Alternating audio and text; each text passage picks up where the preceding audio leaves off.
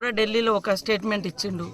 ఆయన కూడా వాళ్ళ మామ కూడా సీఎం గారికి దగ్గర వ్యక్తే, చుట్టరికాలు కూడా ఉండుంటాయి, చంద్రశేఖర్ రెడ్డి గారు వీళ్ళంతా.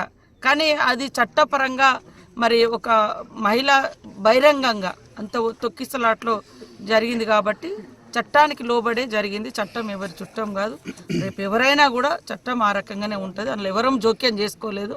కాబట్టి ఆయన మీద మాకేం కక్ష లేదు. వాళ్ళ ఫ్యామిలీ చిరంజీవి గారు Congress party member, Congress party తరఫున కేంద్ర మంత్రిగా పనిచేసిండు. అదేవిధంగా వాళ్ళ భార్య తరఫున బంధుత్వం కూడా సీఎం గారికి కూడా ఉంది. మరి ఇవన్నిట్లో మాకు అంత కక్ష పెట్టుకోవాల్సిన అవసరం అయితే లేదు. అది పోలీసు యాక్ట్ ప్రకారం, చట్టం ప్రకారం వాళ్ళు చేసుకున్నారు. వాళ్ళ ఫ్యామిలీ చిరంజీవి గారు Congress party member, Congress party తరఫున కేంద్ర మంత్రిగా పనిచేసిండు. అదేవిధంగా వాళ్ళ భార్య తరఫున బంధుత్వం కూడా సీఎం గారికి కూడా ఉంది. మరి ఇవన్నిట్లో మాకు అంత కక్ష పెట్టుకోవాల్సిన అవసరం అయితే లేదు. అది పోలీసు యాక్ట్ ప్రకారం, చట్టం ప్రకారం వాళ్ళు చేసుకున్నారు.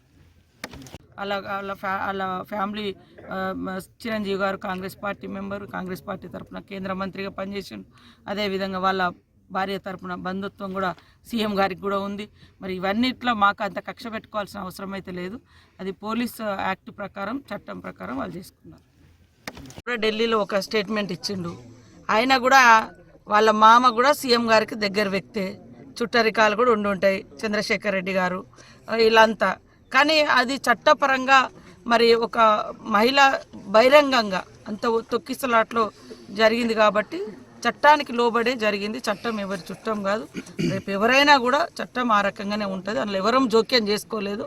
కాబట్టి ఆయన మీద మాకేం కక్ష లేదు.